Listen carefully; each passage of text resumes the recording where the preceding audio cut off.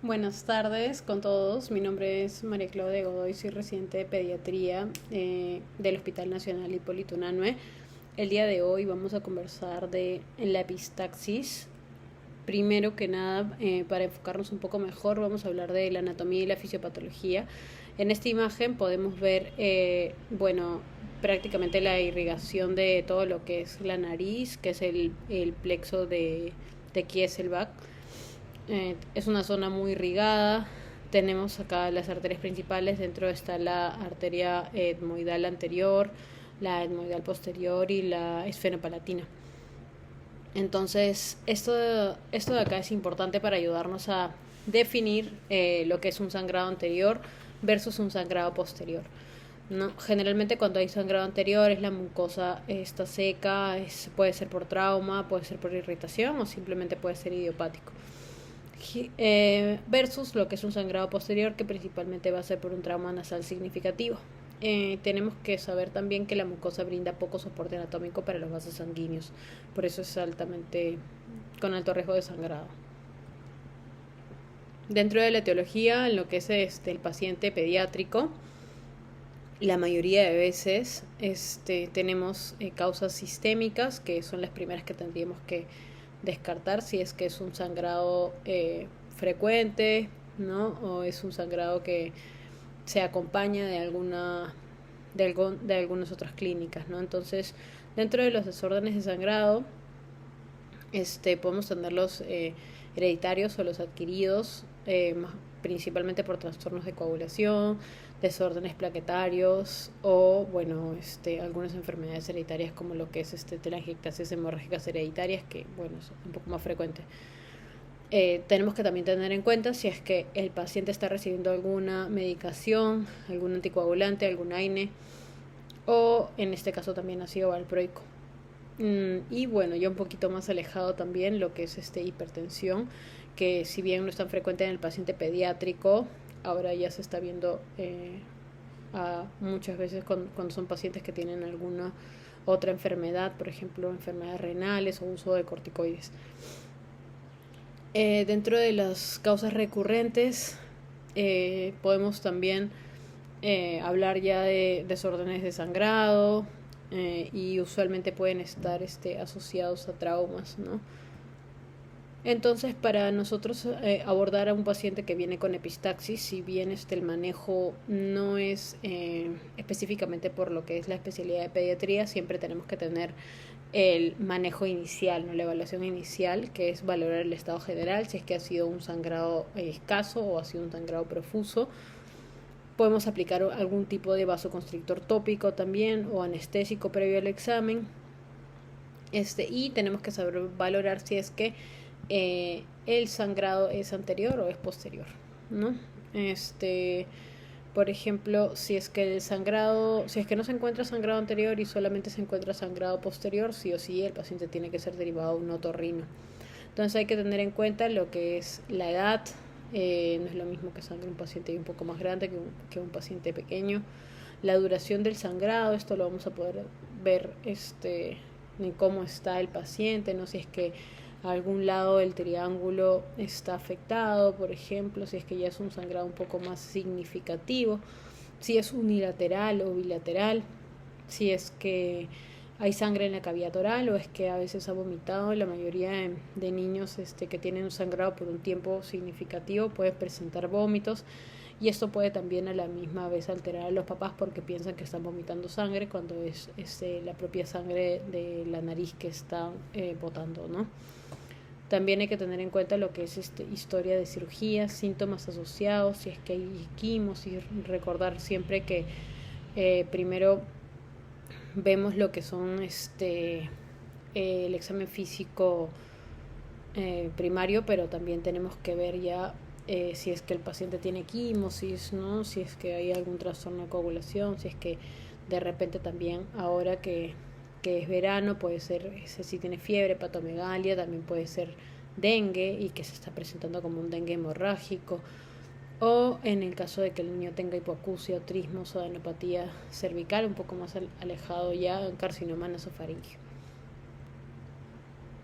De inicio no se piden mayores exámenes de laboratorio, a menos que el paciente esté descompensado por el sangrado, que puede ser, es poco frecuente, pero puede ser igual probable. Cuando vamos a indicar ciertos exámenes de laboratorio, como les he dicho, ¿no? Cuando hay duración mayor de 30 minutos pese a la digitopresión, cuando hay epistaxis refractaria menores de 2 años o signos sugerentes que es un trastorno sistémico. Y también no hay que olvidar de que los rayos X muchas veces en niños pequeños es de gran utilidad, porque pueden descartar lo que es un cuerpo extraño, ¿no? Si en caso se sospechara una masa, ya los estudios se tienen que agregar, se podrían ampliar a tomografía en todo caso, pero un estudio de inicio y que es muy rápido de tomar, con el que contamos la mayoría de centros de salud y hospitales, es la radiografía de huesos nasales, pero idealmente también una de perfil. Entonces, estos statements son los que principalmente se usan cuando viene un sangrado nasal a la emergencia. Primero es el manejo inicial, que requiere, ¿no? Que el paciente no tiene que levantar la cabeza, tiene que mantenerse horizontal, se tiene que valorar hacer la compresión nasal si es que el paciente llega con sangrado activo. Y en el caso de que no ceda con la digitopresión, hay que tener en cuenta, antes de eso hay que tener en cuenta cómo hacer la digitopresión, ¿no? Que primero que nada, solo se va a realizar si es que hay sangrado nasal activo, tiene que ser firme, no tenemos que dejar de comprimir y tenemos que abarcar dentro de por lo menos el tercio inferior de la nariz, con o sin asistencia del paciente, por un periodo de 5 minutos o más. O sea, no es como que apretamos y rápidamente lo soltamos, ¿no? Tiene que ser por lo menos 5 minutos. El tercer statement es ya el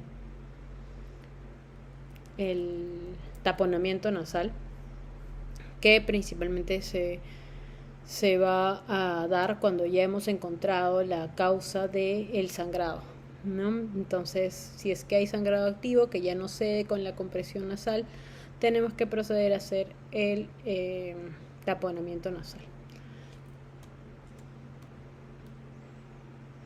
Ya está.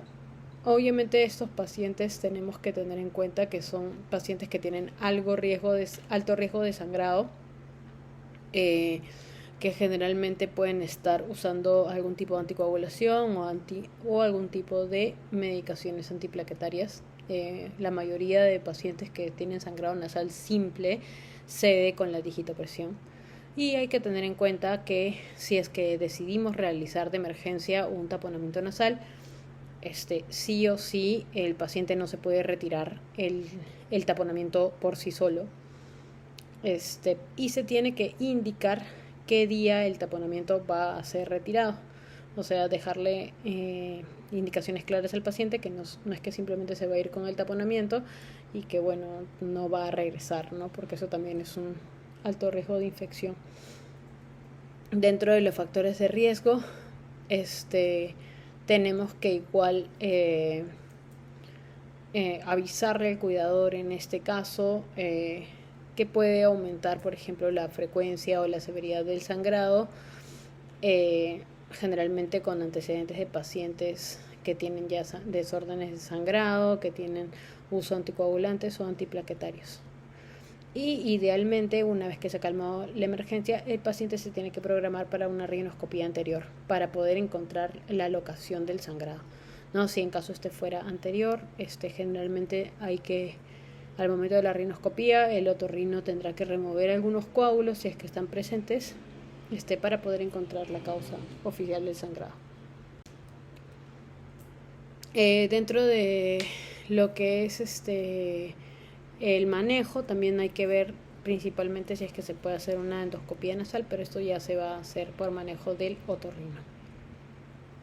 Entonces, en conclusión, tenemos que tener en cuenta que lo primero que tenemos que hacer frente a cualquier tipo de sangrado, ya sea nasal o no, es la estabilización del paciente, el triángulo, Acá tenemos como segundo paso, en esta figura podemos observar lo que es la correcta posición del paciente. Generalmente la mayoría de pacientes elevan la cabeza hacia atrás y eso está erróneo, no se tiene que elevar la cabeza ni echarla hacia atrás, sino todo lo contrario, hacia adelante, ¿no? El tiempo de la digitopresión tiene que ser de 5 a 10 minutos con inclinación hacia adelante para evitar casualmente lo que es el sangrado hacia la cavidad oral y la hipofaringe, que lo que va a generar es náuseas y vómitos. Y bueno, en este caso podemos usar vasoconstrictores tópicos como la fenilefrina al 0.25, la oximetazoline al 0.05.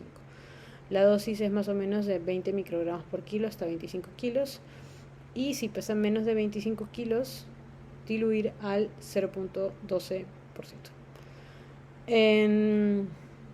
Dentro de las técnicas que llevan a estar el manejo por el especialista, que es en este caso el otorrino, vamos a hablar de la cauterización química o eléctrica, pero esto sí tiene que ser por un manejo especializado. Generalmente se puede hacer con nitrato de plata. Y por último tenemos las otras técnicas que también hay que tratar de evitarlas, pero sí se tienen que hacer si es que el sangrado no ha cedido, que es el taponamiento nasal, que es ser evitado por lo menos en menos de un año por riesgo de aspiración o obstrucción de la vía aérea. Se puede aplicar anestesia tópica previo a los procedimientos. El tiempo generalmente es de 5 días y se recomienda cubrir con tratamiento antibiótico para evitar complicaciones. Eso sería todo, espero que haya sido de su agrado y muchas gracias.